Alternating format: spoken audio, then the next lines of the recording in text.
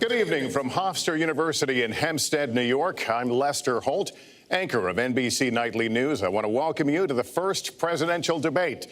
The participants tonight are Donald Trump and Hillary Clinton. This debate is sponsored by the Commission on Presidential Debates, a nonpartisan, nonprofit organization. The commission drafted tonight's format, and the rules have been agreed to by the campaigns. The 90-minute debate is divided into 6 segments, each 50 minutes long. We'll explore 3 topic areas tonight: achieving prosperity, America's direction, and securing America. At the start of each segment, I will ask the same lead-off question to both candidates, and they will each have up to 2 minutes to respond. From that point until the end of the segment, we'll have an open discussion. The questions are mine and have not been shared with the commission or the campaigns. The audience here in the room has agreed to remain silent so that we can focus on what the candidates are saying. I will invite you to applaud, however, at this moment as we welcome the candidates. Democratic nominee for President of the United States, Hillary Clinton, and Republican nominee for President of the United States, Donald J. Trump.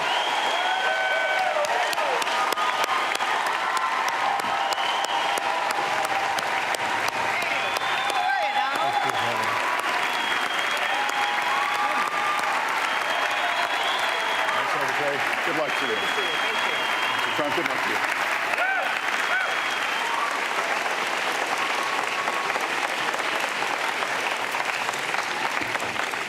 you. Well, I don't expect us to cover all the issues of this campaign tonight, but I remind everyone there are 2 more presidential debates scheduled. We are going to focus on many of the issues that voters tell us are most important, and we're going to press for specifics. I am honored to have this role, but this evening belongs to the candidates and just as important to the American people.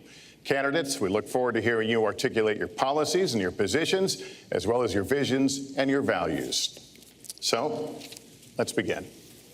We're calling this opening segment Achieving Prosperity, and central to that is jobs. There are 2 economic realities in America today. There's been a record 6 straight years of job growth, and new census numbers show incomes have increased at a record rate after years of stagnation. However, income inequality remains significant, and nearly half of Americans are living paycheck to paycheck. Beginning with you, Secretary Clinton, why are you a better choice than your opponent to create the kinds of jobs that will put more money into the pockets of American workers? Well, thank you, Lester, and thanks to Hofstra for hosting us. The central question in this election is really what kind of country we want to be and what kind of future we'll build together. Today is my granddaughter's 2nd birthday, so I think about this a lot. First, we have to build an economy that works for everyone, not just those at the top. That means we need new jobs, good jobs, with rising incomes. I want us to invest in you. I want us to invest in your future. That means jobs in infrastructure, in advanced manufacturing, in innovation and technology, clean renewable energy, and small business, because most of the new jobs will come from small business. We also have to make the economy fairer. That starts with raising the national minimum wage and also guarantee, finally, equal pay for women's work. I also want to see more companies do profit sharing. If you help create the profits, you should be able to share in them, not just the executives at the top. And I want us to do more to support people who are struggling to balance family and work. I've heard from so many of you about the difficult choices you face and the stresses that you're under. So let's have paid family leave, earned sick days. Let's be sure we have affordable childcare and debt-free college. How are we going to do it? We're going to do it by having the wealthy pay their fair share and close the corporate loopholes. Finally, we tonight are on the stage together, Donald Trump and I. Donald, it's good to be with you. We're going to have a debate where we are talking about the important issues facing our country. You have to judge us.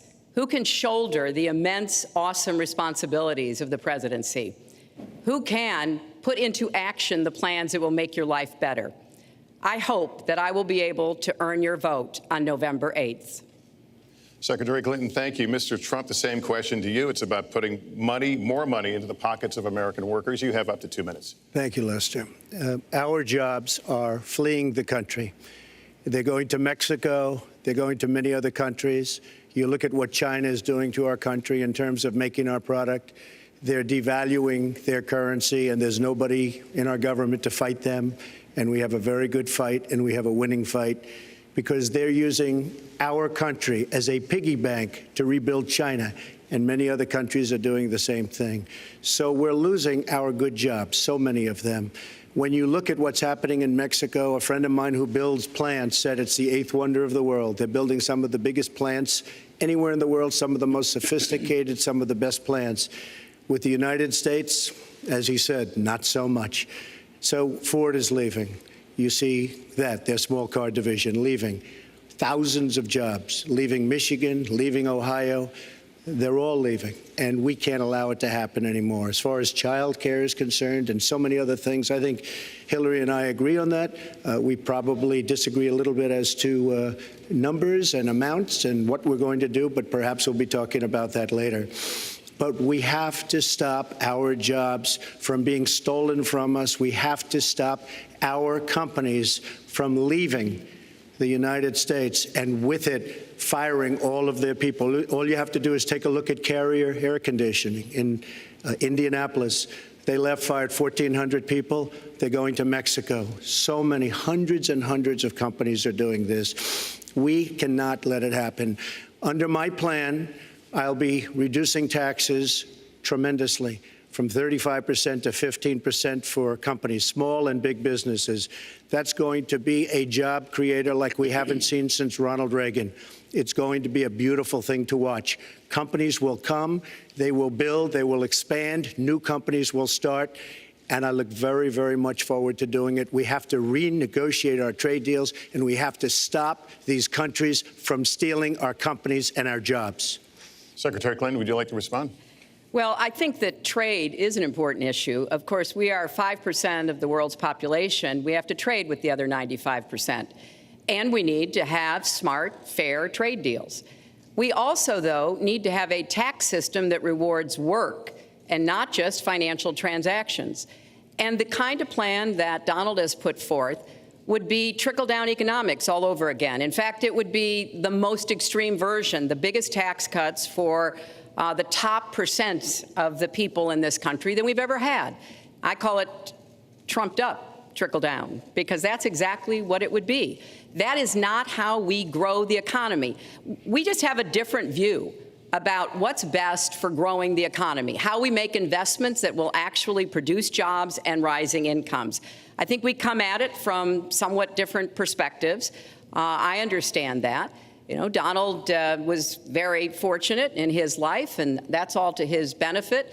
He started his business with $14 million borrowed from his father, and he really believes that the more you help wealthy people, the better off we'll be, and that everything will work out from there. I don't buy that. I have a different experience. My father was a small businessman. He worked really hard. He printed drapery fabrics on long tables where he pulled out those fabrics, and he went down with a silk screen and dumped the paint in and took the squeegee and kept going. And so what I believe is the more we can do for the middle class, the more we can invest in you, your education, your skills, your future, the better we will be off and the better we'll grow. That's the kind of economy I want us to see again. Let me follow up with Mr. Trump if I can. You've talked about creating 25 million jobs, and you've promised to bring back millions of jobs for Americans. How are we going to bring back the industries that have left this country for cheaper labor overseas? How specifically are you going to tell American manufacturers that you have to come back? Well, for one thing, and before we start on that, my father gave me a very small loan in 1975, and I built it into a company that's worth many, many billions of dollars with some of the greatest assets in the world. And I say that only because that's the kind of thinking that our country needs. Our country's in deep trouble. We don't know what we're doing when it comes to devaluations, and all of these countries all over the world, especially China, they're the best ever at it. What they're doing to us is a very, very sad thing. So we have to do that. We have to renegotiate our trade deals. And Lester, they're taking our jobs, they're giving incentives, they're doing things that, frankly, we don't do. Let me give you the example of Mexico. They have a VAT tax. We're in a different system. When we sell into Mexico, there's a tax. When they sell in automatic, 16% approximately. When they sell into us, there's no tax. It's a defective agreement. It's been defective for a long time, many years, but the politicians haven't done anything about it. Now, in all fairness to Secretary Clinton, yes, is that okay? Good. I want you to be very happy. It's very important to me. But in all fairness to Secretary Clinton, when she started talking about this, it was really very recently. She's been doing this for 30 years. And why hasn't she made the agreements better? The NAFTA agreement is defective just because of the tax and many other reasons, but just because of the fact. Let me interrupt just a moment. Secretary Clinton and others, politicians, should have been doing this for years, not right now because of the fact that we've created a movement. They should have been doing this for years. What's happened to our jobs and our country and our economy generally is, look, we owe $20 trillion. We cannot do it any longer, Lester. Back to the question, though, how do you specifically bring back jobs, American manufacturers? How do you make them bring the jobs back? Well, the first thing you do is don't let the jobs leave. The companies are leaving. I could name, there are thousands of them. They're leaving, and they're leaving in bigger numbers than ever. And what you do is you say, fine, you want to go to Mexico or some other country, good luck. We wish you a lot of luck. But if you think you're going to make your air conditioners or your cars or your cookies or whatever you make and bring them into our country without a tax, you're wrong. And once you say you're going to have to tax them coming in, and our politicians never do this because they have special interests, and the special interests want those companies to leave because in many cases they own the companies. So what I'm saying is we can stop them from leaving. We have to stop them from leaving, and that's a big, big factor. Let me let Secretary Clinton get in there. Let's stop for a second and remember where we were 8 years ago. We had the worst financial crisis, the Great Recession, the worst since the 1930s. That was in large part because of tax policies that slashed taxes on the wealthy, failed to invest in the middle class, took their eyes off of Wall Street, and created a perfect storm. In fact, Donald was one of the people who rooted for the housing crisis. He said back in 2006, gee, I hope it does collapse because then I can go in and buy some and make some money. Well, it did collapse. That's called business, by the way. 9 million people lost their jobs, 5 million people lost their homes, and $13 trillion in family wealth was wiped out. Now, we have come back from that abyss, and it has not been easy. So we're now on the precipice of having a potentially much better economy, but the last thing we need to do is to go back to the policies that failed us in the first place.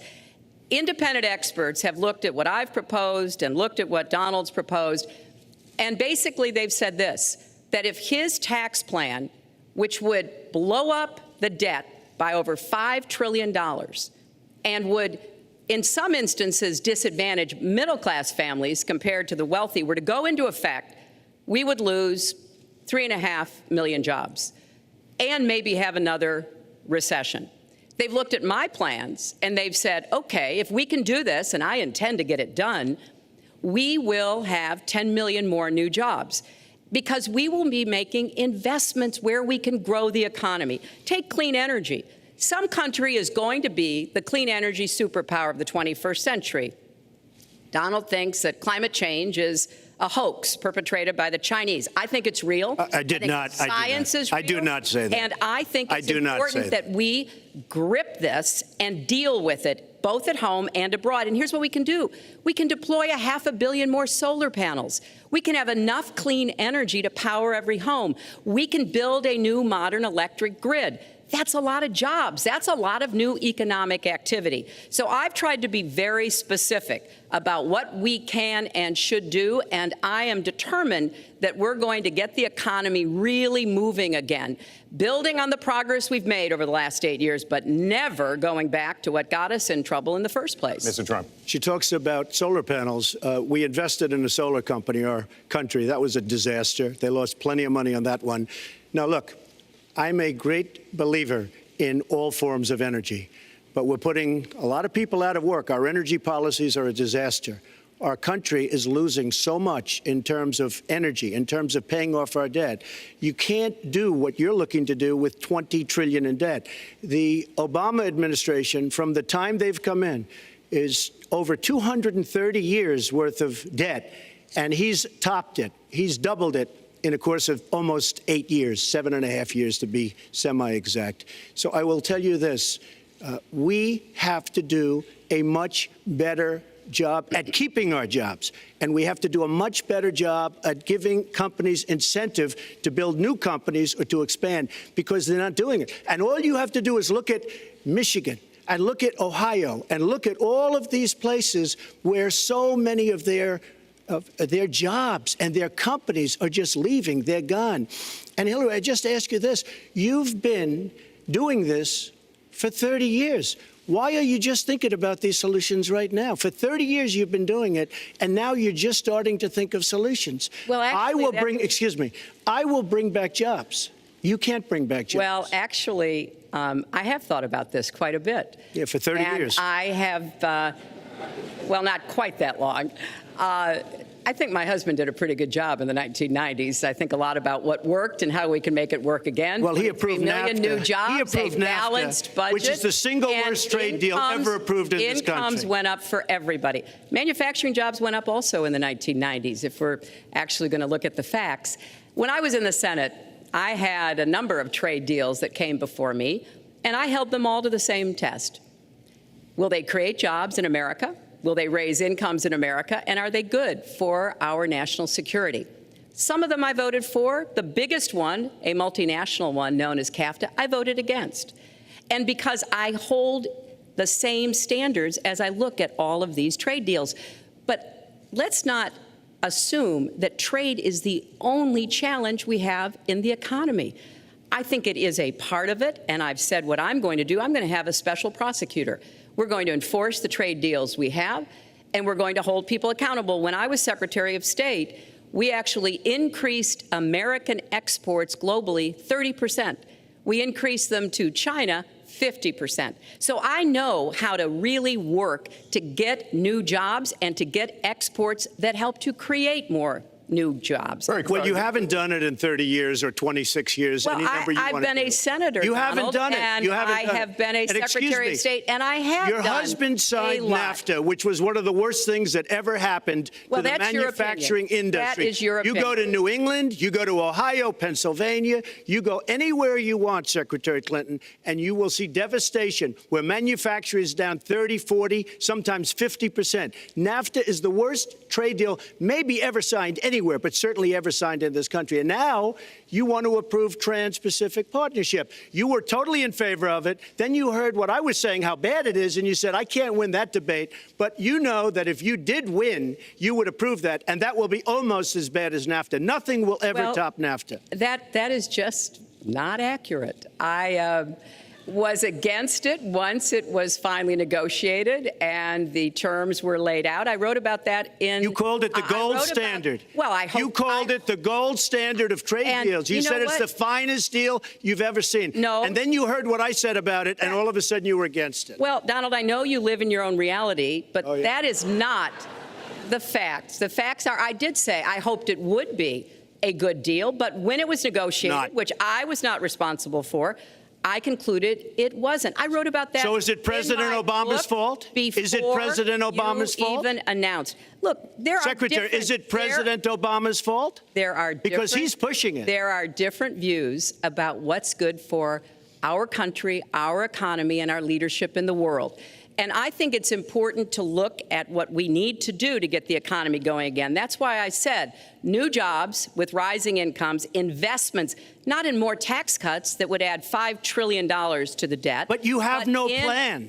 Oh, I do. Secretary, in fact, you have no plan. A book about it. It's called Stronger Together. You can pick it up tomorrow. That's about all you... Folks, at the bookstore or at an airport near you. We're going to move to... But it's because I see this. We need to have strong growth, fair growth, sustained growth. We also have to look at how we help families balance the responsibilities at home and the responsibilities at business. So we have a very robust set of plans, and people who have looked at both of our plans have concluded that mine would create 10 million jobs and yours would lose us 3.5 million jobs and explode You are going to approve one of the biggest tax cuts in history. You are going to approve one of the biggest tax increases in history. you are going to drive business out. Your regulations are a disaster, and you're going to increase regulations all over the place. And by the way, my tax cut is the biggest since Ronald Reagan. I'm very proud of it. It will create tremendous numbers of new jobs. But regulations, you are going to regulate these businesses out of existence. When I go around, Lester, I tell you this, I've been all over.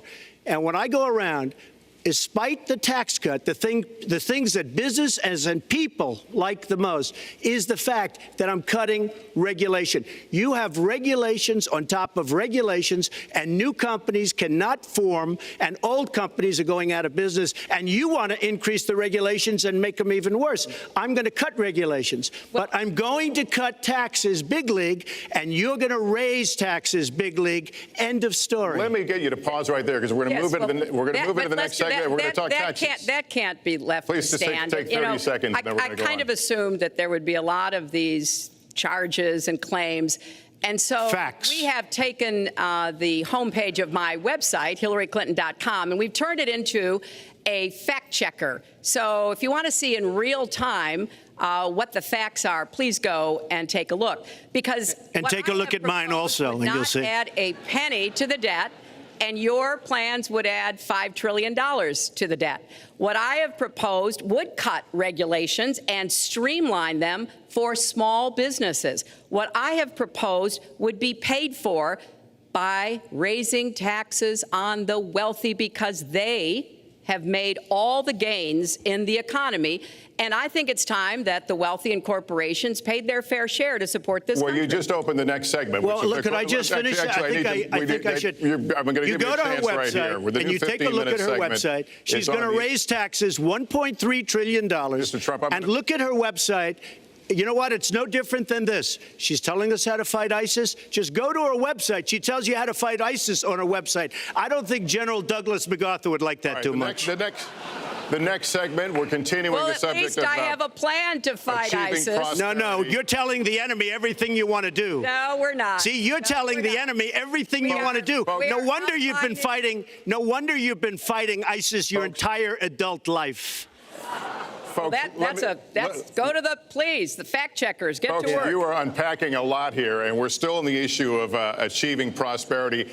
And I want to talk about taxes. The fundamental difference between the two of you concerns the wealthy.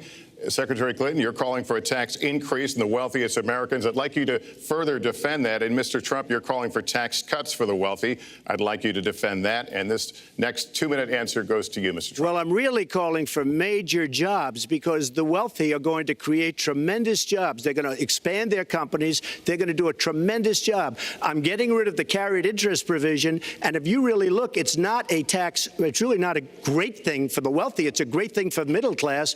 It's a great thing for companies to expand. And when these people are going to put billions and billions of dollars into companies, and when they're going to bring $2.5 trillion back from overseas, where they can't bring the money back because politicians like Secretary Clinton won't allow them to bring the money back because the taxes are so onerous and the bureaucratic red tape. So what is so bad? So what they're doing is they're leaving our country, and they're, believe it or not, leaving because taxes are too high and because some of them have lots of money outside of our country, and instead of bringing it back and putting the money to work because they can't work out a deal to, and everybody agrees it should be brought back, instead of that, they're leaving our country to get their money because they can't bring their money back into our country because of bureaucratic red tape, because they can't get together, because we have a president that can't sit them around a table and get them to approve something. And here's the thing. Republicans and Democrats agree that this should be done. $2.5 trillion. I happen to think it's double that. It's probably $5 trillion that we can't bring into our country, Lester. And with a little leadership, you'd get it in here very quickly, and it could be put to use on the inner cities and lots of other things, and it would be beautiful. But we have no leadership. And honestly, that starts with Secretary Clinton. All right, you have 2 minutes on the same question to defend tax increases on the wealthiest Americans, Secretary Clinton. I have a feeling that by the end of this evening, I'm going to be blamed for everything that's ever happened. Why not? Why not? Yeah, why not? just join the debate by saying more crazy things. Now, let me say there's nothing crazy about not letting our companies bring their money back into their country. This is Secretary Clinton's 2 minutes, please. Yeah, well, let's start the clock again, Lester. We've looked at your tax proposals. I don't see changes in the corporate tax rates or the kinds of proposals you're referring to that would cause the repatriation, bringing back of money that's stranded overseas. I happen to support that. I happen to support that in a way that will actually work to our benefit. But when I look at what you have proposed, you have what is called now the Trump loophole, because it would so advantage you and the business you do. You've proposed an approach that has a $4 billion tax benefit for your family. And when you look at what you are proposing, how much for my family? It is, Lester, as I said, trumped up trickle down. Trickle down did not work. It got us into the mess we were in 2008 and 9. Slashing taxes on the wealthy hasn't worked, and a lot of really smart, wealthy people know that. And they are saying, hey, we need to do more to make the contributions we should be making to rebuild the middle class. I don't think top-down works in America. I think building the middle class, investing in the middle class, making college debt-free so more young people can get their education, helping people refinance their debt from college at a lower rate. Those are the kinds of things that will really boost the economy. Broad-based, inclusive growth is what we need in America, not more advantages for people at the very top. Mr. Trump, typical politician, all talk, no action, sounds good, doesn't work, never going to happen. Our country is suffering because people like Secretary Clinton have made such bad decisions in terms of our jobs and in terms of what's going on. Now, look, we have the worst revival of an economy since the Great Depression. And believe me, we're in a bubble right now. And the only thing that looks good is the stock market. But if you raise interest rates even a little bit, that's going to come crashing down. We are in a big, fat, ugly bubble. And we better be awfully careful. And we have a Fed that's doing political things. This Janet Yellen of the Fed. The Fed is doing political by keeping the interest rates at this level. And believe me, the day Obama goes off and he leaves and he goes out to the golf course for the rest of his life to play golf, when they raise interest rates, you're going to see some very bad things happen because the Fed is not doing their job. The Fed is being more political than Secretary Clinton. Mr. Trump, we're talking about the burden that Americans have to pay, yet you have not released your tax returns. And the reason nominees have released their returns for decades is that voters will know if their potential president owes money to, who he owes it to, and any business conflicts. Don't Americans have a right to know if there are any conflicts of interest? I don't mind releasing. I'm under a routine audit, and it'll be released. And as soon as the audit's finished, it'll be released. But you will learn more about Donald Trump by going down to the federal elections, where I filed a 104-page, essentially financial statement of sorts, the forms that they have. It shows income. In fact, the income, I just looked today, the income is filed at $694 million for this past year. $694 million. If you would have told me I was going to make that 15 or 20 years ago, I would have been very surprised. But that's the kind of thinking that our country needs. When we have a country that's doing so badly, that's being ripped off by every single country in the world, it's the kind of thinking that our country needs because everybody, Lester, we have a trade deficit with all of the countries that we do business with of almost $800 billion a year. You know what that is? That means who's negotiating these trade deals? We have people that are political hacks negotiating our trade deals. The IRS has an audit of your taxes. You're perfectly free to release your taxes during an audit. And so the question, does the public's right to know outweigh your personal? Well, I told you, I will release them as soon as the audit. Look, I've been under audit almost for 15 years. I know a lot of wealthy people that have never been audited. I said, do you get audited? I get audited almost every year. And in a way, I should be complaining. I'm not even complaining. I don't mind it. It's almost become a way of life. I get audited by the IRS, but other people don't. I will say this.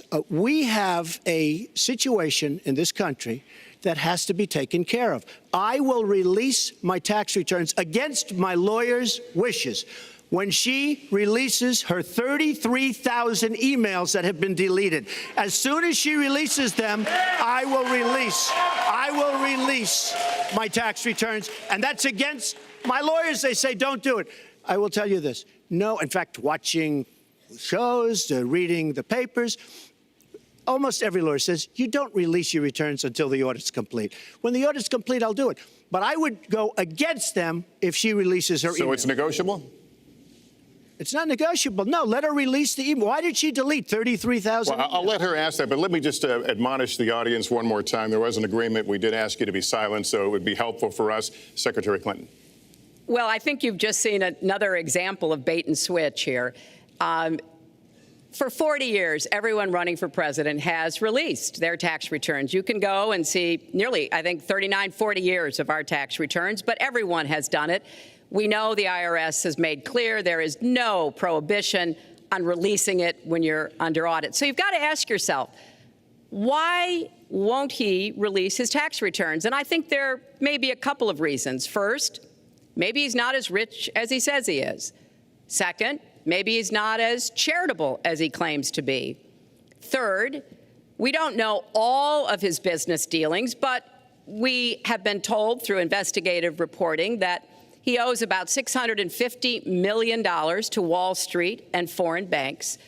Or maybe he doesn't want the American people, all of you watching tonight, to know that he's paid nothing in federal taxes, because the only years that anybody's ever seen were a couple of years when he had to turn them over to state authorities when he was trying to get a casino license, and they showed he didn't pay any federal income tax. So if he's paid zero, that means zero for troops, zero for vets, zero for schools or health. And I think probably he's not all that enthusiastic about having the rest of our country see what the real reasons are, because it must be something really important, even terrible, that he's trying to hide. And the financial disclosure statement, they don't give you the tax rate. They don't give you all the details that tax returns would. And it just seems to me that this is something that the American people deserve to see. And I have no reason to believe that he's ever going to release his tax returns, because there's something he's hiding. And we'll guess. We'll keep guessing at what it might be that he's hiding. But I think the question is, were he ever to get near the White House, what would be those conflicts? Who does he owe money to? Well, he owes you the answers to that, and he should provide them. He also raised the issue of your emails. Do you want to respond to that? I do. You know, I made a mistake using a private email. That's for sure. And if I had to do it over again, I would obviously do it differently. But I'm not going to make any excuses. It was a mistake, and I take responsibility for that. Mr. Trump? That was more than a mistake. That was done purposely, okay? That was not a mistake. That was done purposely. When you have your staff taking the Fifth Amendment, taking the Fifth, so they're not prosecuted. When you have the man that set up the illegal server taking the Fifth, I think it's disgraceful. And believe me, this country thinks it's disgraceful. It really thinks it's disgraceful also. As far as my tax returns, you don't learn that much from tax returns, that I can tell you. You learn a lot from financial disclosure, and you should go down and take a look at that. The other thing, I'm extremely underleveraged. The report that said 650, which, by the way, a lot of friends of mine that know my business said, boy, that's really not a lot of money. It's not a lot of money relative to what I had. The buildings that were in question, they said in the same report, which was actually, it wasn't even a bad story, to be honest with you, but the buildings are worth $3.9 billion. And the 650 isn't even on that. But it's not 650. It's much less than that. But I could give you a list of banks. I would, if that would help you, I would give you a list of banks. These are very fine institutions, very fine banks. I could do that very quickly. I am very underleveraged. I have a great company. I have a tremendous income. And the reason I say that is not in a braggadocious way. It's because it's about time that this country had somebody running it that has an idea about money. When we have $20 trillion in debt and our country's a mess, you know, it's one thing to have $20 trillion in debt and our roads are good and our bridges are good and everything's in great shape. Our airports are like from a third world country. You land at LaGuardia, you land at Kennedy, you land at LAX, you land at Newark, and you come in from Dubai and Qatar and you see these incredible, you come in from China, you see these incredible airports, and you land, we've become a third world country. So, the worst of all things has happened. We owe $20 trillion, and we're a mess. We haven't even started.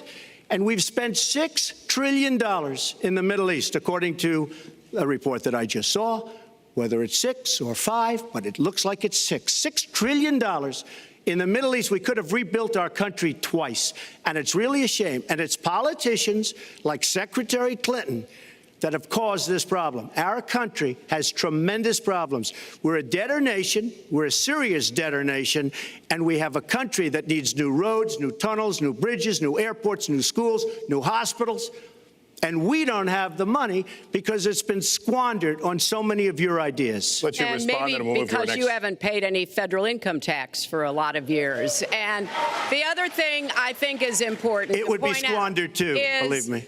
If your main claim to be president of the United States is your business, then I think we should talk about that. You know, your campaign manager said that you built a lot of businesses on the backs of little guys. And indeed, I have met a lot of the people who were stiffed by you and your businesses, Donald. I've met dishwashers, painters, architects, glass installers, marble installers, drapery installers, like my dad was, who you refused to pay when they finished the work that you asked them to do. We have an architect in the audience who designed one of your clubhouses at one of your golf courses. It's a beautiful facility. It immediately was put to use, and you wouldn't pay what the man needed to be paid, what he was charging you. Maybe he didn't do a good job, and I was unsatisfied with his work, which our country should do too. The thousands of people that you have stiffed over the course of your business not deserve some kind of apology from someone who has taken their labor, taken the goods that they produced, and then refused to pay them? I can only say that I'm certainly relieved that my late father never did business with you.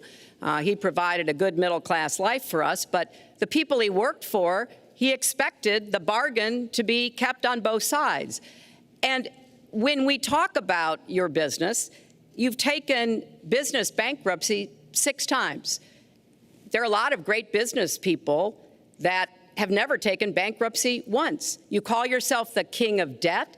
You talk about leverage. You even at one time suggested that you would try to negotiate down the national debt of the United States.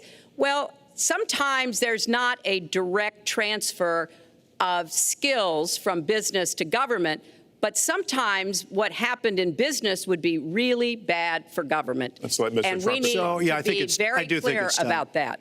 Look, it's all words, it's all sound bites. I built an unbelievable company, some of the greatest assets anywhere in the world, real estate assets anywhere in the world, beyond the United States, in Europe, lots of different places. It's an unbelievable company. But on occasion, 4 times, we used certain laws that are there. And when Secretary Clinton talks about people that didn't get paid, first of all, they did get paid a lot, but taking advantage of the laws of the nation. Now, if you want to change the laws, you've been there a long time, change the laws. But I take advantage of the laws of the nation because I'm running a company. My obligation right now is to do well for myself, my family, my employees, for my companies. And that's what I do. But what she doesn't say is the tens of thousands of people that are unbelievably happy and that love me. I'll give you an example. We're just opening up on Pennsylvania Avenue, right next to the White House. So if I don't get there one way, I'm going to get to Pennsylvania Avenue another.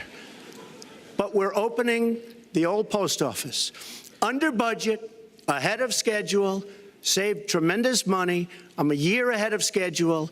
And that's what this country should be doing. We build roads and they cost 2 and 3 and 4 times what they're supposed to cost. We buy products for our military and they come in at costs that are so far above what they were supposed to be because we don't have people that know what they're doing. When we look at the budget is bad to a large extent because we have people that have no idea as to what to do and how to buy. The Trump International is way under budget and way ahead of schedule, and we should be able to do that for our country. Well, we're well behind schedule, so I want to move to our next segment. We move into our next segment talking about America's direction, and let's start by talking about race. The share of Americans who say race relations are bad in this country is the highest it's been in decades, much of it amplified by shootings of African Americans by police, as we've seen recently in Charlotte and Tulsa. Race has been a big issue in this campaign, and one of you is going to have to bridge a very wide and bitter gap. So how do you heal the divide? Secretary Clinton, you get 2 minutes on this. Well, you're right. Race remains a significant challenge in our country. Unfortunately, race still determines too much, often determines where people live, determines what kind of education in their public schools they can get, and yes, it determines how they're treated in the criminal justice system. We've just seen those 2 tragic examples in both Tulsa and Charlotte. And we've got to do several things at the same time. We have to restore trust between communities and the police. We have to work to make sure that our police are using the best training, the best techniques, that they're well prepared to use force only when necessary. Everyone should be respected by the law, and everyone should respect the law. Right now, that's not the case in a lot of our neighborhoods. So I have, ever since the first day of my campaign, called for criminal justice reform. I've laid out a platform that I think would begin to remedy some of the problems we have in the criminal justice system. But we also have to recognize, in addition to the challenges that we face with policing, there are so many good, brave police officers who equally want reform. So we have to bring communities together in order to begin working on that as a mutual goal. And we've got to get guns out of the hands of people who should not have them. The gun epidemic is the leading cause of death of young African American men, more than the next 9 causes put together. So we have to do 2 things, as I said. We have to restore trust. We have to work with the police. We have to make sure they respect the communities and the communities respect them. And we have to tackle the plague of gun violence, which is a big contributor to a lot of the problems that we're seeing today. All right, Mr. Trump, you have 2 minutes. How do you heal the divide? Well, first of all, Secretary Clinton doesn't want to use a couple of words, and that's law and order. And we need law and order. If we don't have it, we're not going to have a country. And when I look at what's going on in Charlotte, a city I love, a city where I have investments, when I look at what's going on throughout various parts of our country, whether it's, I mean, I can just keep naming them all day long. We need law and order in our country. And I just got today, as you know, the endorsement of the Fraternal Order of Police. We just came in. We have endorsements from, I think, almost every police group, a large percentage of them in the United States. We have a situation where we have our inner cities, African Americans, Hispanics, are living in hell because it's so dangerous. You walk down the street, you get shot. In Chicago, they've had thousands of shootings, thousands, since January 1st. Thousands of shootings. And I'm saying, where is this? Is this a war-torn country? What are we doing? And we have to stop the violence. We have to bring back law and order. In a place like Chicago, where thousands of people have been killed, thousands over the last number of years. In fact, almost 4,000 have been killed since Barack Obama became president. Almost 4,000 people in Chicago have been killed. We have to bring back law and order. Now, whether or not in a place like Chicago you do stop and frisk, which worked very well, Mayor Giuliani is here, it worked very well in New York, it brought the crime rate way down. But you take the gun away from criminals that shouldn't be having it. We have gangs roaming the street, and in many cases, they're illegally here, illegal immigrants, and they have guns, and they shoot people. And we have to be very strong, and we have to be very vigilant. We have to know what we're doing. Right now, our police, in many cases, are afraid to do anything. We have to protect our inner cities because African-American communities are being decimated by crime. Your two minutes expired, but I do want to follow up. Stop and frisk was ruled unconstitutional in New York because it largely singled out Black and Hispanic young men. No, you're wrong. It went before a judge who was a very against police judge. It was taken away from her, and our new mayor, refused to go forward with the case. They would have won an appeal. If you look at it throughout the country, there are many places where the argument is that it's a form of racial profiling. No, the argument is that we have to take the guns away from these people that have them and that are bad people that shouldn't have them. These are felons. These are people that are bad people that shouldn't be. When you have 3,000 shootings in Chicago from January 1st, when you have 4,000 people killed in Chicago by guns from the beginning of the presidency of Barack Obama, his hometown, you have to have stop and frisk. You need more police. You need a better community relation. You don't have good community relations in Chicago. It's terrible. I have property there. It's terrible what's going on in Chicago. But when you look, and Chicago's not the only, you go to Ferguson, you go to so many different places. You need better relationships. I agree with Secretary Clinton on this. You need better relationships between the communities and the police, because in some cases it's not good. But you look at Dallas, where the relationships were really studied. The relationships were really a beautiful thing. And then 5 police officers were killed one night very violently. So there's some bad things going on, some really bad things. Secretary Clinton, but we need, Lester, we need law and order. And we need law and order in the inner cities, because the people that are most affected by what's happening are African-American and Hispanic people. And it's very unfair to them what our politicians are allowing to happen. Secretary Clinton. Well, I've heard Donald say this at his rallies, and it's really unfortunate that he paints such a dire, negative picture of Black communities in our country. Ugh. You know, the vibrancy of the Black church, the Black businesses that employ so many people, the opportunities that so many families are working to provide for their kids. There's a lot that we should be proud of and we should be supporting and lifting up. But we do always have to make sure we keep people safe.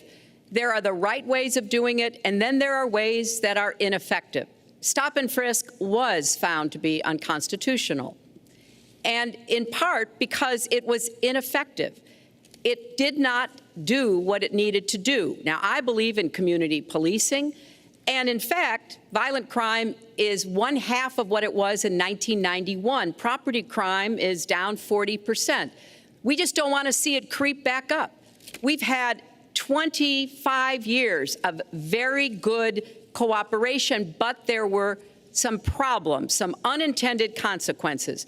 Too many young African-American and Latino men ended up in jail for nonviolent offenses, and it's just a fact that if you're a young African-American man and you do the same thing as a young white man, you are more likely to be arrested, charged, convicted, and incarcerated. So we've got to address the systemic racism in our criminal justice system. We cannot just say law and order. We have to say we have to come forward with a plan that is going to divert people from the criminal justice system, deal with mandatory minimum sentences, which have put too many people away for too long for doing too little. We need to have more second chance programs. I'm glad that we're ending private prisons in the federal system. I want to see them ended in the state system. You shouldn't have a profit motivation to fill prison cells with young Americans. So there are some positive ways we can work on this. And I believe strongly that common sense gun safety measures would assist us right now. And this is something Donald has supported along with the gun lobby. Right now, we've got too many military-style weapons on the streets. In a lot of places, our police are outgunned.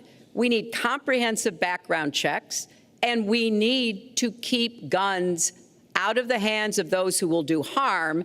And we finally need to pass a prohibition on anyone who's on the terrorist watch list from being able to buy a gun in our country. If you're too dangerous to fly, you are too dangerous to buy a gun. So there are things we can do, and we ought to do it in a bipartisan way. Secretary Clinton, last week you said we've got to do everything possible to improve policing, to go right at implicit bias. Do you believe that police are implicitly biased against black people? Lester, I think implicit bias is a problem for everyone, not just police. I think, unfortunately, too many of us in our great country jump to conclusions about each other. And therefore, I think we need all of us to be asking hard questions about, why am I feeling this way? But when it comes to policing, since it can have literally fatal consequences, I have said in my first budget we would put money into that budget to help us deal with implicit bias by retraining a lot of our police officers. I met with a group of very distinguished, experienced police chiefs a few weeks ago. They admit it's an issue. They've got a lot of concerns. Mental health is one of the biggest concerns because now police are having to handle a lot of really difficult mental health problems on the street. They want support. They want more training. They want more assistance. And I think the federal government could be in a position where we would offer and provide that. I'd like to respond. Please. First of all, I agree, and a lot of people, even within my own party, want to give certain rights to people on watch lists and no-fly lists. I agree with you. When a person is on a watch list or a no-fly list, and I have the endorsement of the NRA, which I'm very proud of. These are very, very good people, and they're protecting the Second Amendment. But I think we have to look very strongly at no-fly lists and watch lists. And when people are on there, even if they shouldn't be on there, we'll help them. We'll help them legally. We'll help them get off. But I tend to agree with that quite strongly. I do want to bring up the fact that you were the one that brought up the word super predator about young black youth. And that's a term that I think was it's been horribly met, as you know. I think you've apologized for it.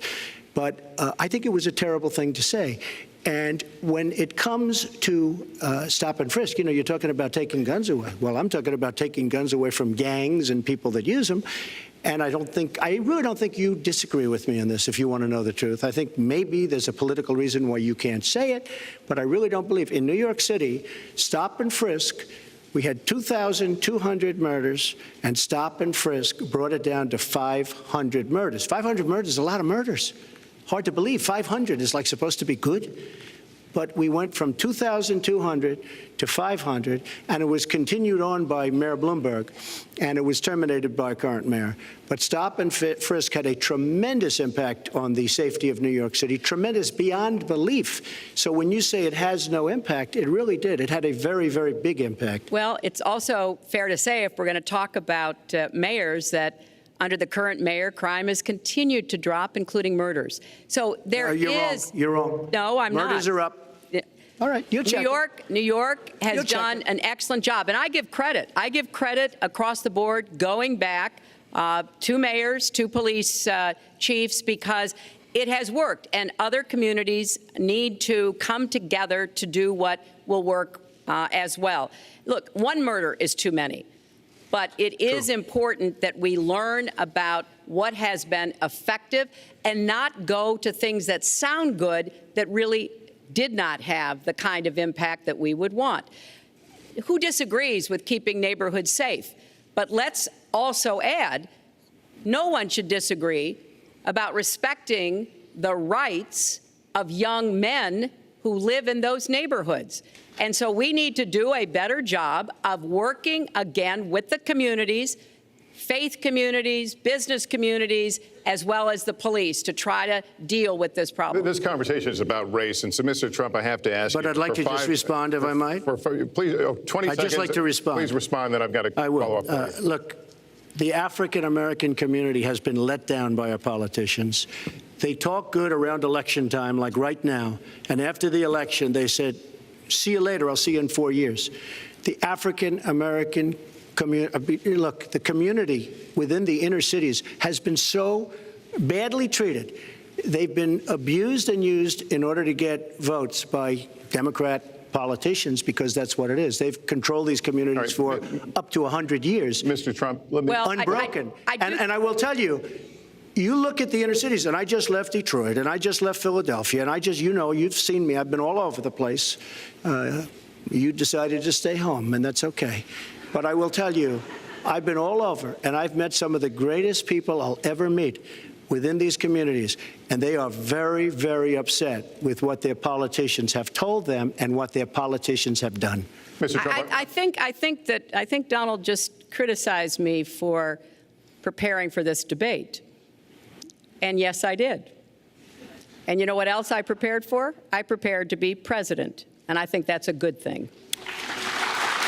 Mr. Trump, for 5 years, you perpetuated a false claim that the nation's first black president was not a natural-born citizen. You questioned his legitimacy. In the last couple of weeks, you acknowledged what most Americans have accepted for years: the president was born in the United States. Can you tell us what took you so long? I'll tell you just very simple to say. Sidney Blumenthal works for the campaign and very close friend of Secretary Clinton. And her campaign manager, Patty Doyle, went to, during the campaign, her campaign against President Obama, fought very hard. And you can go look it up and you can check it out. And if you look at CNN this past week, Patty Solis Doyle was on Wolf Blitzer saying that this happened. Blumenthal sent McClatchy, highly respected reporter at McClatchy, to Kenya to find out about it. They were pressing it very hard. She failed to get the birth certificate. When I got involved, I didn't fail. I got him to give the birth certificate. So I'm satisfied with it, and I'll tell you why I'm satisfied with it. That was in because I want to get on to defeating ISIS, because I want to get on to creating jobs, because I want to get on to having a strong border, because I want to get on to things that are very important to me and that are very important to the country. I will let you respond. It's important, but I just want to get the answer here. The birth certificate was produced in 2011. You continued to tell the story and question the president's legitimacy in 2012, 13, 14, 15, as recently as January. So the question is, what changed your mind? Well, nobody was pressing it. Nobody was caring much about it. I figured you'd ask the question tonight, of course, but nobody was caring much about it. But I was the one that got him to produce the birth certificate, and I think I did a good job. Secretary Clinton also fought it. I mean, you know, now everybody in mainstream is going to say, oh, that's not true. Look, it's true. Sidney Blumenthal sent a reporter. You just have to take a look at CNN last week, the interview with your former campaign manager, and she was involved. But just like she can't bring back jobs, she can't produce. I'm sorry, I'm just going to follow up, and I will let you respond to that, because if there's a lot there. But we're talking about racial healing in this segment. What do you say to Americans? Well, it was I say nothing. I say nothing because I was able to get him to produce it. He should have produced it a long time before. I say nothing. But let me just tell you, when you talk about healing, I think that I've developed very, very good relationships over the last little while with the African-American community. I think you can see that.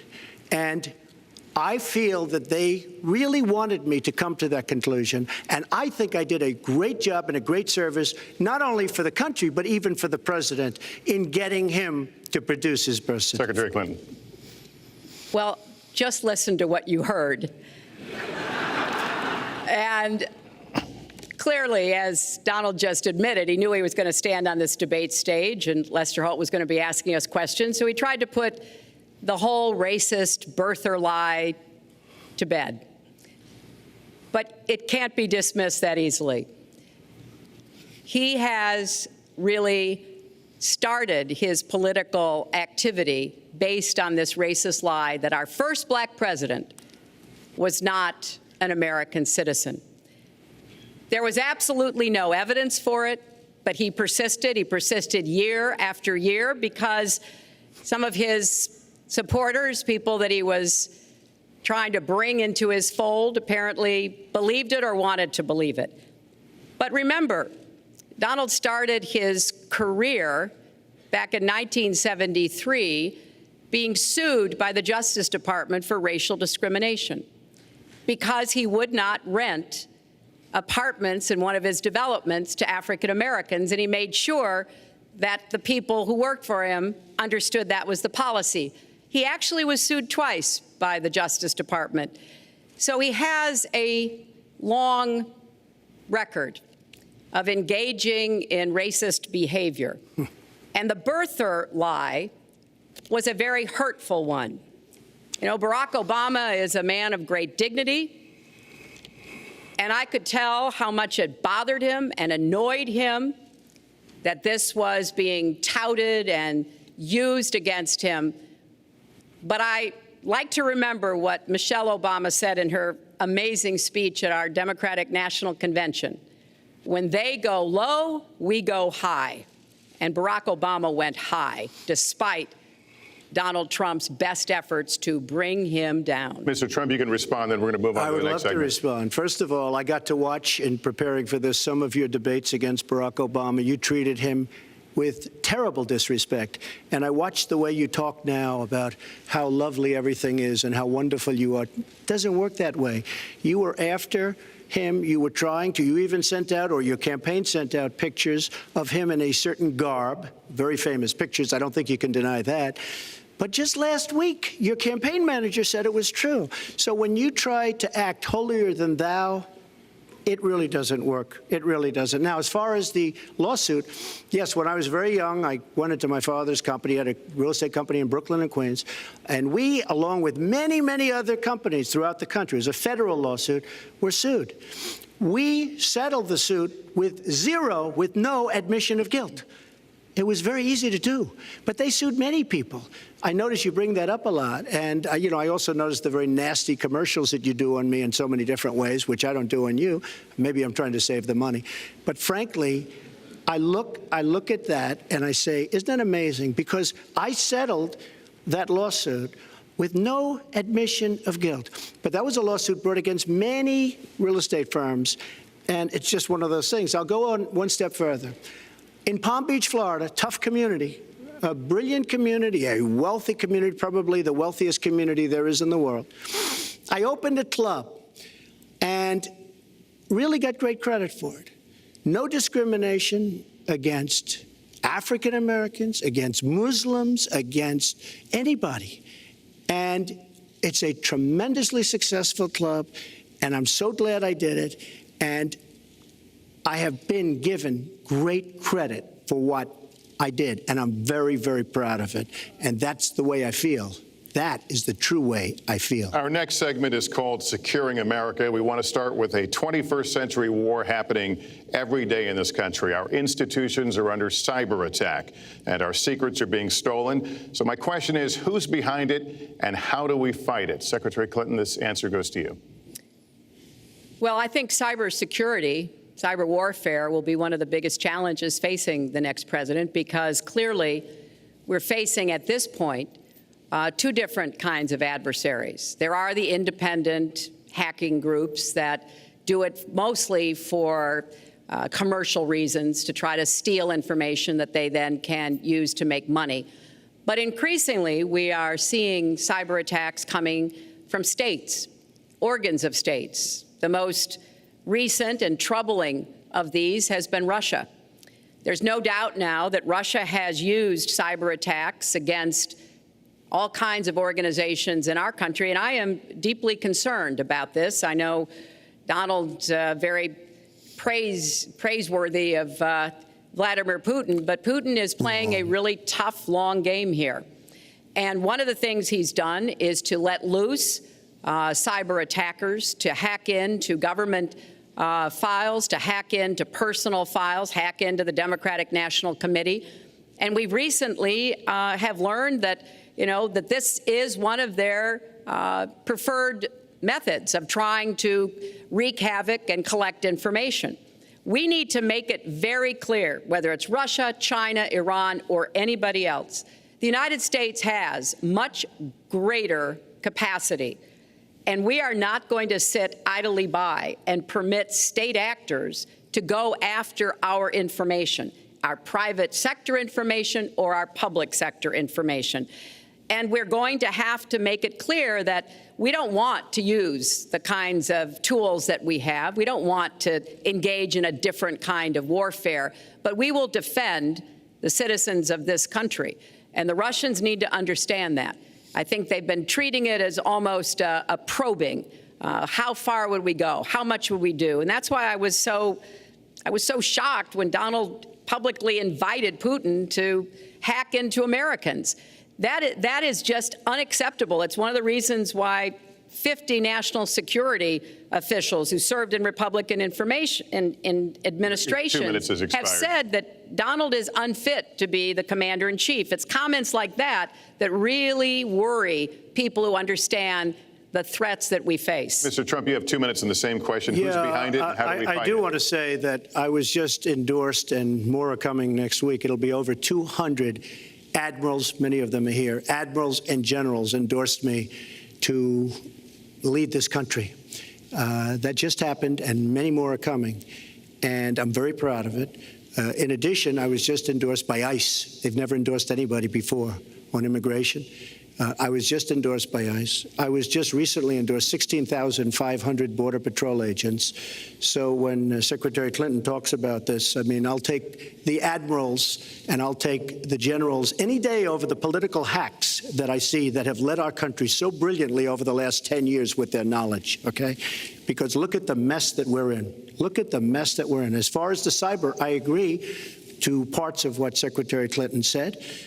We should be better than anybody else, and perhaps we're not. I don't think anybody knows it was Russia that broke into the DNC. She's saying Russia, Russia, Russia, but maybe it was. I mean, it could be Russia, but it could also be China. It could also be lots of other people. It also could be somebody sitting on their bed that weighs 400 pounds, okay?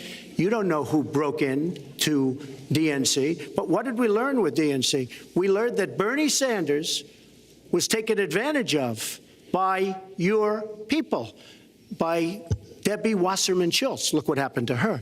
But Bernie Sanders was taken advantage of. That's what we learned. Now, whether that was Russia, whether that was China, whether it was another country, we don't know. Because the truth is, under President Obama, we've lost control of things that we used to have control over. We came in with the Internet. We came up with the Internet. And I think Secretary Clinton and myself would agree very much when you look at what ISIS is doing with the Internet, they're beating us at our own game, ISIS. So we have to get very, very tough on cyber and cyber warfare. It is a huge problem. I have a son. He's 10 years old. He has computers. He is so good with these computers. It's unbelievable. The security aspect of cyber is very, very tough, and maybe it's hardly doable. But I will say we are not doing the job we should be doing. But that's true throughout our whole governmental society. We have so many things that we have to do better, Lester, and certainly cyber is one of them. Secretary Clinton. Well, I think there are a number of issues that we should be addressing. I have put forth a plan to defeat ISIS. It does involve going after them online. I think we need to do much more with our tech companies to prevent ISIS and their operatives from being able to use the Internet to radicalize, even direct people in our country and Europe and elsewhere. But we also have to intensify our air strikes against ISIS and eventually support our Arab and Kurdish partners to be able to actually take out ISIS in Raqqa and their claim of being a caliphate. We're making progress. Our military is assisting in Iraq, and we're hoping that within the year we'll be able to push ISIS out of Iraq and then, really squeeze them in Syria. But we have to be cognizant of the fact that they've had foreign fighters coming to volunteer for them, foreign money, foreign weapons. So we have to make this the top priority. And I would also do everything possible to take out their leadership. I was involved in a number of efforts to take out al-Qaeda leadership when I was Secretary of State, including, of course, taking out bin Laden. And I think we need to go after Baghdadi as well, make that one of our organizing principles, because we've got to defeat ISIS, and we've got to do everything we can to disrupt their propaganda efforts online. You mentioned ISIS, and we think of ISIS certainly as over there, but there are American citizens who have been inspired to commit acts of terror on American soil. The latest incident, of course, the bombings we just saw in New York and New Jersey, the knife attack at a mall in Minnesota, and the last year, deadly attacks in San Bernardino and Orlando. I'll ask this to both of you. Tell us specifically how you would prevent homegrown attacks by American citizens, Mr. Trump. Well, first I have to say one thing, very important. Secretary Clinton is talking about taking out ISIS. We will take out ISIS. Well, President Obama and Secretary Clinton created a vacuum the way they got out of Iraq, because they got out, they shouldn't have been in, but once they got in, the way they got out was a disaster, and ISIS was formed. So she talks about taking them out. She's been doing it a long time. She's been trying to take them out for a long time. But they wouldn't have even been formed if they left some troops behind, like 10,000 or maybe something more than that. And then you wouldn't have had them. Or, as I've been saying for a long time, and I think you'll agree because I said it to you once, had we taken the oil, and we should have taken the oil, ISIS would not have been able to form either, because the oil was their primary source of income. And now they have the oil all over the place, including the oil, a lot of the oil in Libya, which was another one of her disasters. Secretary Clinton. Well, I hope the fact checkers are turning up the volume and really working hard. Donald supported the invasion of Iraq. Wrong. That is absolutely wrong. Proved over and over again. Wrong. He actually advocated for the actions we took in Libya and urged that Gaddafi be taken out after actually doing some business with him one time. But the larger point, he says this constantly, is George W. Bush made the agreement about when American troops would leave Iraq, not Barack Obama. And the only way that American troops could have stayed in Iraq is to get an agreement from the then Iraqi government that would have protected our troops. And the Iraqi government would not give that. But let's talk about the question you asked, Lester. The question you asked is, what do we do here in the United States? That's the most important part of this. How do we prevent attacks? How do we protect our people? And I think we've got to have an intelligence surge where we are looking for every scrap of information. I was so proud of law enforcement in New York, in Minnesota, in New Jersey. You know, they responded so quickly, so professionally to the attacks that occurred by Rahami. And they brought him down. And we may find out more information because he is still alive, which may prove to be an intelligence benefit. So we've got to do everything we can to vacuum up intelligence from Europe, from the Middle East. That means we've got to work more closely with our allies. And that's something that Donald has been very dismissive of. We're working with NATO, the longest military alliance in the history of the world, to really turn our attention to terrorism. We're working with our friends in the Middle East, many of which, as you know, are Muslim-majority nations.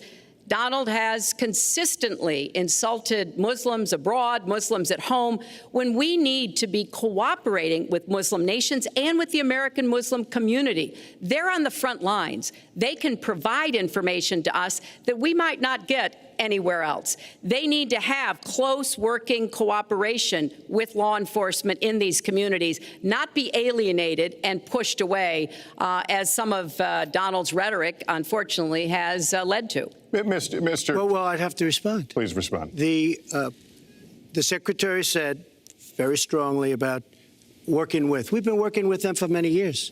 And we have the greatest mess anyone's ever seen. You look at the Middle East, it's a total mess, under your direction to a large extent. But you look at the Middle East, you started the Iran deal. That's another beauty, where you have a country that was ready to fall. I mean, they were doing so badly. They were choking on the sanctions, and now they're going to be actually probably a major power at some point pretty soon, the way they're going.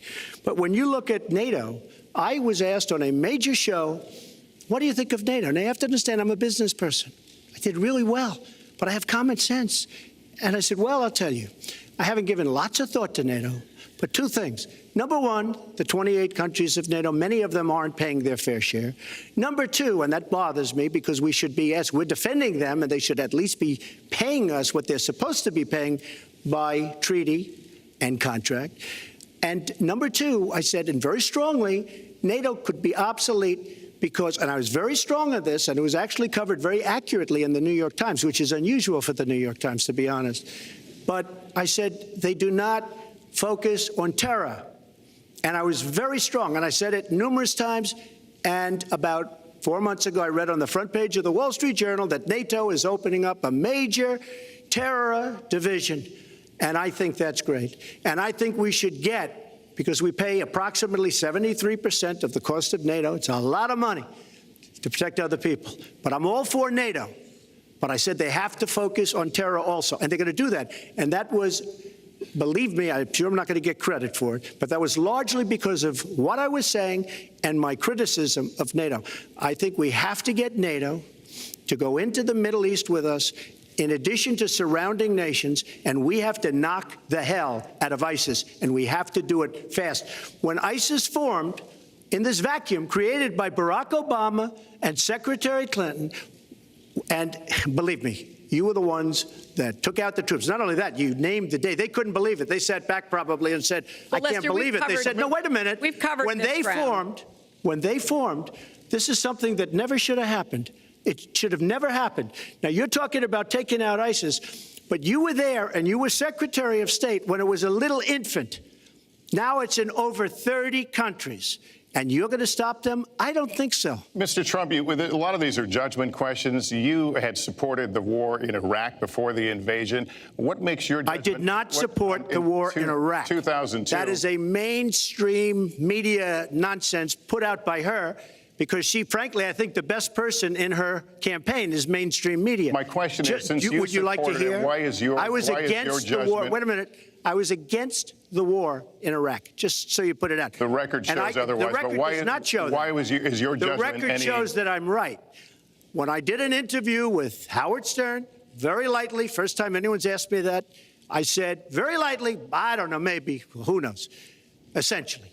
I then did an interview with Neil Cavuto. We talked about the economy is more important. I then spoke to Sean Hannity, which everybody refuses to call Sean Hannity. I had numerous conversations with Sean Hannity at Fox, and Sean Hannity said, and he called me the other day, and I spoke to him about it. He said, you were totally against the war, because he was for the war. Why is your judgment better than... And that was before the war started.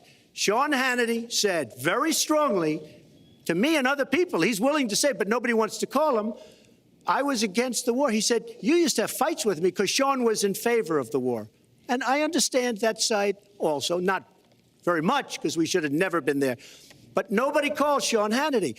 And then they did an article in a major magazine shortly after the war started, I think in 2004, but they did an article which had me totally against the war in Iraq. And one of your compatriots said, you know, whether it was before or right after, Trump was definitely, because if you read this article, there's no doubt. But if somebody, and I'll ask the press, if somebody would call up Sean Hannity, this was before the war started, he and I used to have arguments about the war. I said it's a terrible and a stupid thing. It's going to destabilize the Middle East, and that's exactly what it's done. It's been a disaster. My reference was to what you had said in 2002, and my question was, why is your judgment any different than Mrs. Clinton? Well, I have much better judgment than she does. There's no question about that. I also have a much better temperament than she has. You know, I have a much better. She spent, let me tell you, she spent hundreds of millions of dollars on an advertising. You know, they get Madison Avenue into a room, they put names. Oh, temperament, let's go after. I think my strongest asset, maybe by far, is my temperament. I have a winning temperament. I know how to win. She does not know how to win. Clinton? Wait. The AFL-CIO the other day, behind the blue screen, I don't know who you were talking to, Secretary Clinton, but you were totally out of control. I said, there's a person with a temperament that's got a problem. Secretary Clinton. Woo, okay. Let's talk about two important issues that were briefly mentioned by Donald. First, NATO. You know, NATO as a military alliance has something called Article 5, and basically it says this: an attack on one is an attack on all. And do you know the only time it's ever been invoked? After 9/11, when the 28 nations of NATO said that they would go to Afghanistan with us to fight terrorism, something that they still are doing by our side. With respect to Iran, when I became Secretary of State, Iran was weeks away from having enough nuclear material to form a bomb. They had mastered the nuclear fuel cycle under the Bush administration. They had built covert facilities. They had stocked them with centrifuges that were whirling away. And we had sanctioned them. I voted for every sanction against Iran when I was in the Senate, but it wasn't enough. So I spent a year and a half putting together a coalition that included Russia and China to impose the toughest sanctions on Iran. And we did drive them to the negotiating table. And my successor, John Kerry, and President Obama got a deal that put a lid on Iran's nuclear program without firing a single shot. That's diplomacy. That's coalition building. That's working with other nations. The other day, I saw Donald saying that there were some Iranian sailors on a ship in the waters off of Iran, and they were taunting American sailors who were on a nearby ship. He said, you know, if they taunted our sailors, I'd blow them out of the water and start another war. That's not good judgment. That is not the right temperament to be commander-in-chief, to be taunted. And the worst part of what we've heard Donald say has been about nuclear weapons. He has said repeatedly that he didn't care if other nations got nuclear weapons, Japan, South Korea, even Saudi Arabia. It has been the policy of the United States, Democrats and Republicans, to do everything we could to reduce the proliferation of nuclear weapons. He even said, well, you know, if there were a nuclear war in the East Asia, well, you know, that's fine. You know, have a good time, folks.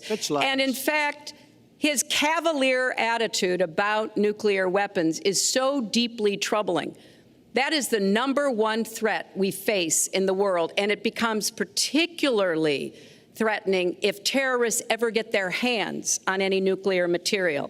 So a man who can be provoked by a tweet should not have his fingers anywhere near the nuclear codes, as far as I think anyone with any sense about this should be concerned. That line's getting a little bit old, I must say. Listen, it's a good one, though. I would like to, well describes the problem. It's not an accurate one at all. It's not an accurate one.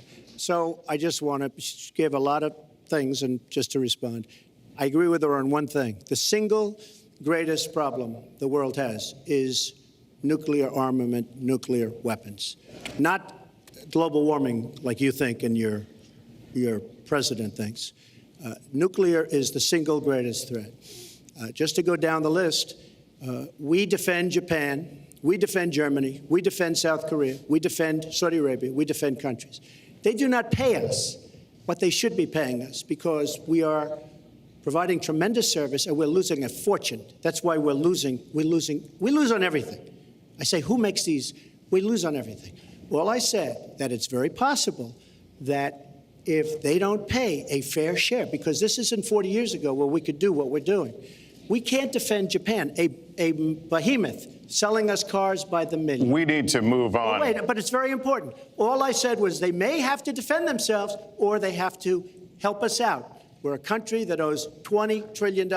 They have to help us out. As far as the nuclear is concerned, I agree. It is the single greatest threat that this country has. Which leads my next question as we enter our last segment here still on the subject of securing America. On nuclear weapons, President Obama reportedly considered changing the nation's longstanding policy on first use.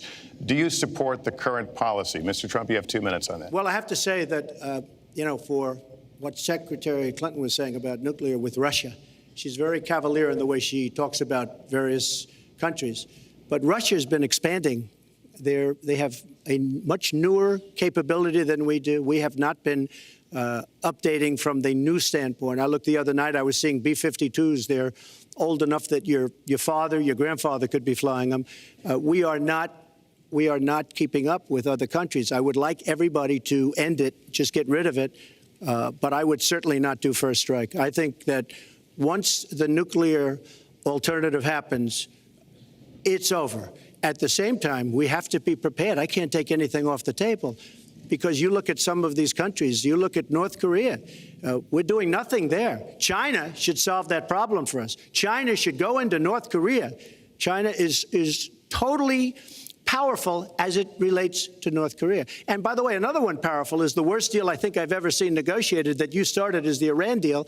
Iran is one of their biggest trading partners. Iran has power over North Korea. And when they made that horrible deal with Iran, they should have included the fact that they do something with respect to North Korea. And they should have done something with respect to Yemen and all these other places. And when asked to Secretary Kerry, why didn't you do that? Why didn't you add other things into the deal? One of the great giveaways of all time, including $400 million in cash. Nobody's ever seen that before. That turned out to be wrong. It was actually $1.7 billion in cash. Obviously, I guess, for the hostages, it certainly looks that way.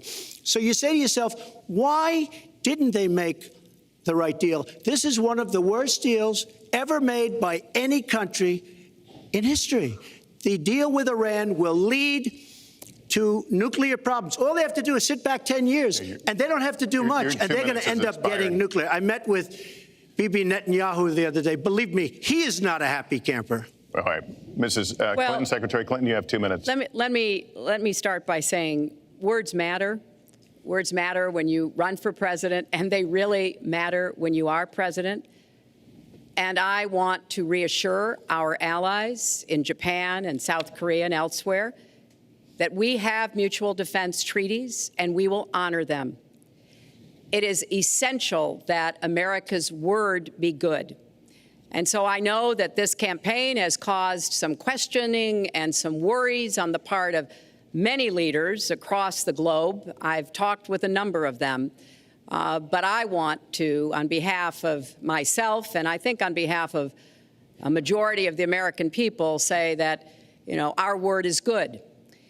It's also important that we look at the entire global situation. There's no doubt that we have other problems with Iran, but personally, I'd rather deal with the other problems having put that lid on their nuclear program than still to be facing that. And Donald never tells you what he would do. Would he have started a war? Would he have bombed Iran? If he's going to criticize a deal that has been very successful in giving us access to Iranian facilities that we never had before, then he should tell us what his alternative would be. But it's like his plan to defeat ISIS. He says it's a secret plan, but the only secret is that he has no plan. So we need to be more precise in how we talk about these issues. People around the world follow our presidential campaigns so closely, trying to get hints about what we will do. Can they rely on us? Are we going to lead the world with strength and in accordance with our values? That's what I intend to do. I intend to be a leader of our country that people can count on, both here at home and around the world, to make decisions that will further peace and prosperity, but also stand up to bullies, whether they're abroad or at home. We cannot let those who would try to destabilize the world, to interfere with American interests and security, to be given any opportunities at all. Is expired. Lester, one thing I'd like to say. Very quickly. I will go very quickly, but I will tell you that Hillary will tell you to go to her website and read all about how to defeat ISIS, which she could have defeated by never having it, get going in the first place. Right now, it's getting tougher and tougher to defeat them because they're in more and more places, more and more states, more and more nations. Mr. Trump. And it's a big problem. And as far as Japan is concerned, I want to help all of our allies. But we are losing billions and billions of dollars. We cannot be the policeman of the world. We cannot protect countries all over the world where they're not paying us what we need. We have just a few final questions. She doesn't say that because she's got no business ability. We need heart. We need a lot of things. But you have to have some basic ability. And sadly, she doesn't have that. All of the things that she's talking about could have been taken care of during the last 10 years, let's say, while she had great power. But they weren't taken care of. And if she ever wins this race, they won't be taken care of. Mr. Trump, this year, Secretary Clinton became the first woman nominated for president by a major party. Earlier this month, you said she doesn't have, quote, a presidential look. She's standing here right now. What did you mean by that? She doesn't have the look. She doesn't have the stamina. I said she doesn't have the stamina. And I don't believe she does have the stamina. To be president of this country, you need tremendous stamina. The quote was, I just don't think she has a presidential look. Wait a minute, Lester, you asked me a question. Did you ask me a question? You have to be able to negotiate our trade deals. You have to be able to negotiate, that's right, with Japan, with Saudi Arabia. I mean, can you imagine we're defending Saudi Arabia, and with all of the money they have, we're defending them and they're not paying? All you have to do is speak to them. Wait, you have so many different things you have to be able to do, and I don't believe that Hillary has the stamina. Let's let her respond. Well, as soon as he travels to 112 countries and negotiates a peace deal, a ceasefire, a release of dissidents, an opening of new opportunities in nations around the world, or even spends 11 hours testifying in front of a congressional committee, he can talk to me about stamina. The world, let me tell you, Hillary has experience, but it's bad experience. We have made so many bad deals during the last, so she's got experience, that I agree, but it's bad experience. Whether it's the Iran deal that you're so in love with, where we gave them $150 billion back, whether it's the Iran deal, whether it's anything you can name, you almost can't name a good deal. I agree. She's got experience, but it's bad experience. And this country can't afford to have another 4 years of that kind of experience. We are at the final question. One thing, Lester, is, you know, he tried to switch from looks to stamina. But this is a man who has called women pigs, slobs, and dogs, and someone who has said pregnancy is an inconvenience to employers, who has said women don't deserve equal pay unless they do as good a job as men. And one of the worst things he said was about a woman in a beauty contest. He loves beauty contests, supporting them and hanging around them. And he called this woman Miss Piggy. Then he called her Miss Housekeeping because she was Latina. Donald, she has a name. Where did you find her this? name Where is did you find Alicia this? Machado. Where did you find and it? she has become a U.S. citizen, and you can bet she's going to vote this November. Okay, good. Let me just tell you. Mr. Trump, can we just take 10 seconds, and then we're going to have the final question. Hillary is hitting me with tremendous commercials. Some of it said in entertainment. Some of it said somebody who's been very vicious to me, Rosie O'Donnell. I said very tough things to her, and I think everybody would agree that she deserves it, and nobody feels sorry for her. But you want to know the truth? I was going to say something extremely rough to Hillary, to her family, and I said to myself, I can't do it. I just can't do it. It's inappropriate. It's not nice. But she spent hundreds of millions of dollars on negative ads on me, many of which are absolutely untrue. They're untrue, and they're misrepresentations. And I will tell you this, Lester, it's not nice, and I don't deserve that. But it's certainly not a nice thing that she's done.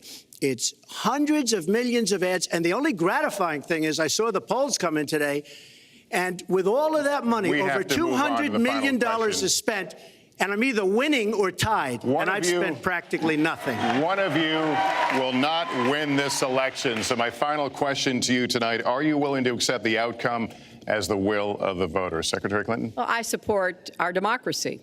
And sometimes you win, sometimes you lose. But I certainly will support the outcome of this election. And I know Donald's trying very hard to plant doubts about it, but I hope the people out there understand this election's really up to you. It's not about us so much as it is about you and your families and the kind of country and future you want. So I sure hope you will get out and vote as though your future depended on it, because I think it does. Mr. Trump, very quickly, the same question. Will you accept the outcome as the will of the voters? I want to make America great again. We are a nation that is seriously troubled. We're losing our jobs. People are pouring into our country. The other day, we were deporting 800 people, and perhaps they passed the wrong button, they pressed the wrong button, or perhaps, worse than that, it was corruption. But these people that we were going to deport for good reason ended up becoming citizens. And it was 800, and now it turns out it might be 1,800, and they don't even know. Will you accept Look, the outcome here's of the the story. election? I want to make America great again. I'm going to be able to do it. I don't believe Hillary will. The answer is, if she wins, I will absolutely support her. All right. Well, that is going to do it for us. That concludes our debate for this evening, a spirited one. We covered a lot of ground, not everything, as I suspected we would. The next presidential debates are scheduled for October 9th at Washington University in St. Louis and October 19th at the University of Nevada, Las Vegas. The conversation will continue. A reminder, the vice presidential debate is scheduled for October 4th at Longwood University in Farmville, Virginia. My thanks to Hillary Clinton and to Donald Trump and to Hofstra University for hosting us tonight. Good night, everyone.